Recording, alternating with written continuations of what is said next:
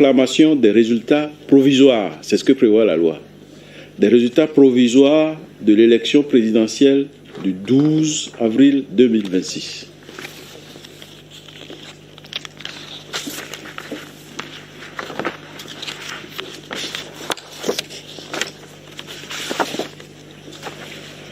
Décision EP 26001 du 16 avril 2026 portant proclamation des résultats provisoires de l'élection présidentielle du 12 avril 2026.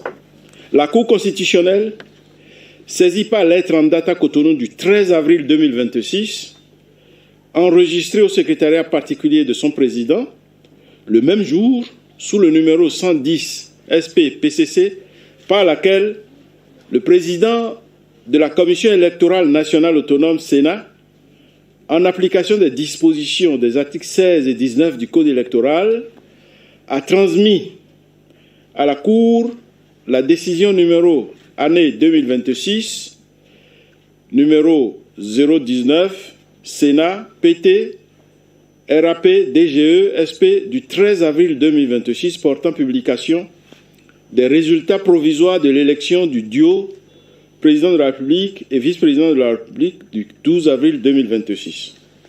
Vu la loi numéro 90-32 du 11 décembre 1990 portant constitution de la République du Bénin, telle que modifiée par les lois numéro 2019-40 du 7 novembre 2019 et numéro 2025-20 du 17 décembre 2025.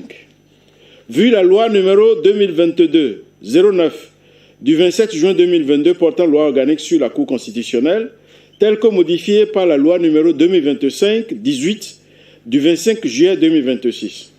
Vu la loi numéro 2019-43 du 15 novembre 2019 portant code électoral, telle que modifiée par la loi numéro 2024-13 du 15 mars 2024.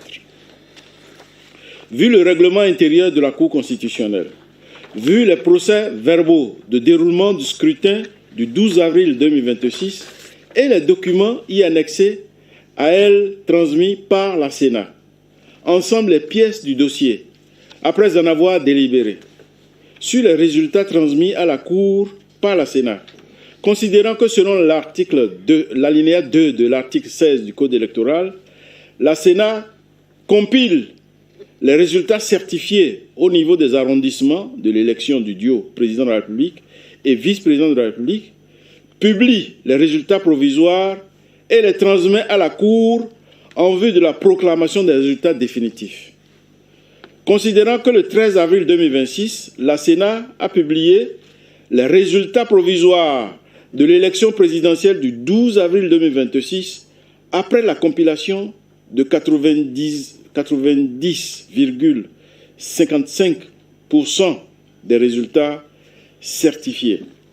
Considérant qu'il ressort de cette publication les données ci-après. Nombre d'électeurs inscrits, 7 897 287. Nombre de votants, 4 640 454. Suffrages valablement exprimés, 4 522 756. Bulletins nuls, 117 598. Taux de participation, 58,75%. Considérant que ces données ont été confrontées aux résultats du traitement des plis transmis à la Cour par la Sénat et à ceux recueillis sur le terrain par les délégués assermentés de la Cour, qu'il en résulte l'analyse ci-dessous sur la régularité du scrutin. Considérant que l'article 55 alinéa 2 de la loi numéro 2022-09 du 27 juin 2022 portant loi organique sur la Cour constitutionnelle, telle que modifiée par la loi numéro 2025-18 du 25 juillet 2025, dispose, je cite, « La Cour veille à la régularité de l'élection du duo président de la République et vice-président de la République, examine les réclamations, statue sur les irrégularités qu'elle aurait pu par elle-même relever et proclame les résultats du scrutin conformément aux dispositions de l'article 49 de la Constitution. Considérant que l'article 49 nouveau de la Constitution prescrit, je cite, « La Cour constitutionnelle veille à la régularité du scrutin et en constate les résultats. L'élection du duo président de la République et vice-président de la République fait l'objet d'une proclamation provisoire. Si aucune contestation relative à la régularité des opérations électorales n'a été déposée au greffe de la Cour constitutionnelle par l'un des candidats dans les 5 jours de la proclamation provisoire, la Cour constitutionnelle déclare le duo président de la République et vice-président de la République définitivement élu. En cas de contestation, la Cour constitutionnelle est tenue de statuer dans les 10 jours de la proclamation provisoire. Sa décision emporte proclamation définitive ou annulation de l'élection. Si aucune contestation n'a été soulevée dans le délai de 5 jours, et si la Cour constitutionnelle estime que l'élection n'était entachée d'aucune irrégularité de nature à en entraîner l'annulation, elle proclame l'élection du duo président de la République et vice-président de la République. En cas d'annulation, il est procédé à un nouveau tour de scrutin dans les 14 jours de la décision. Fin de citation.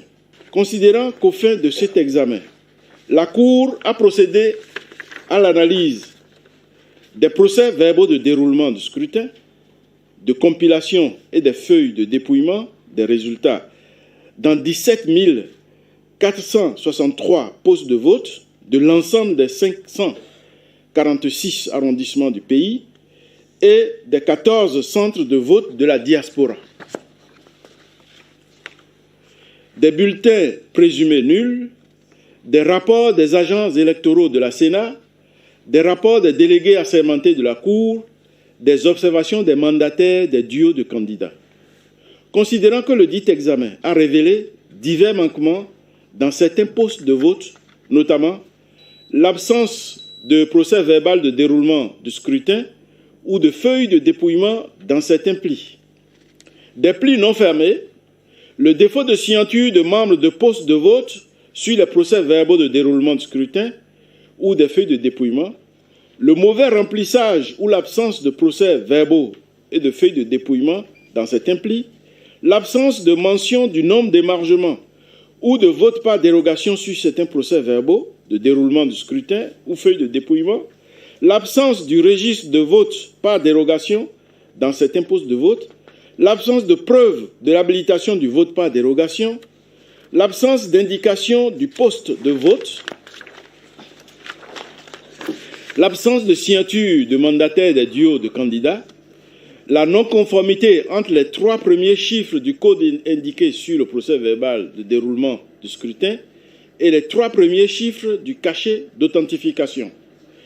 Des incohérences chiffrées entre le nombre d'inscrits, de votants et de suffrages valablement exprimés, des cas de bourrage d'urnes, des discordances entre pictogrammes et chiffres arabes, le défaut de mise en annexe des bulletins présumés nuls, la précocité ou le retard de l'ouverture de certains postes de vote, des bulletins avec commentaires, sans choix, avec plusieurs choix, portant marque distinctive, barrés ou comportant un choix à cheval sur les 2 logos.